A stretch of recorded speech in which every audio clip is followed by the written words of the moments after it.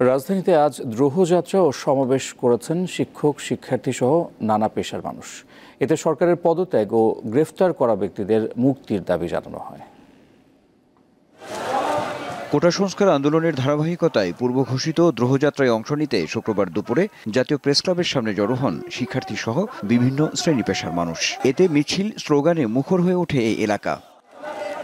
Banner ফেস্টুনের পাশাপাশি সংস্কৃতি কর্মীরা পরিবেশন করেন প্রতিবাদী গান।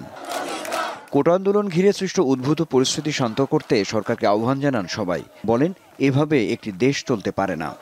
যেখানে আমাদের ভাইদেরকে ওখানে হত্যা করা হচ্ছে, এতে প্রতিবাদে আমরা আসছি। আসলে আমি আমার সন্তানকে সাথে আসছি, আমি একাত্মতা ঘোষণা করে আসছি।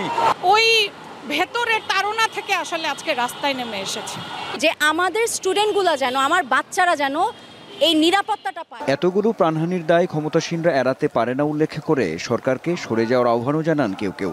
একটা ছেলের লাশ সাজোয়াজান থেকে নিয়ে যাওয়া, হিচড়ে টেনে নেওয়া দেখেছি আমরা, মুগ্ধের চেহারা দেখেছি আমরা, শিশুদের মৃত্যু দেখেছি। এরপরে কোনো সরকারের ক্ষমতায় থাকার কোনো রকম নৈতিক অধিকার নাই। ওনারা জোর করে আরও মানুষকে হত্যা করে যদি ক্ষমতায় থাকতে চায়, তাহলে ওনাদের প্রতি মানুষের অভিশাপ, ক্রোধ, ক্ষোভ আরও বেশি বাড়বে। শেখ হাসিনাকে পদত্যাগ করতে হবে। আর দ্বিতীয় কথা হচ্ছে, পদত্যাগ করার পূর্বে এই মুহূর্তেই সকল সেনাবাহিনীকে ব্যারাকে ফিরিয়ে নিয়ে যেতে হবে, বিডিআরদেরকে সীমান্তে পাঠিয়ে দিতে হবে। পরে দ্রোহযাত্রাটি প্রেস ক্লাবের সামনে থেকে দোয়েল চত্বর হয়ে কেন্দ্রীয় শহীদ মিনারে গিয়ে থামে।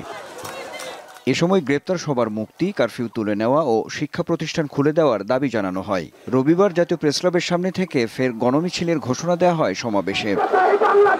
আনোয়ার হোসেন, দীপ্ত সংবাদ, ঢাকা।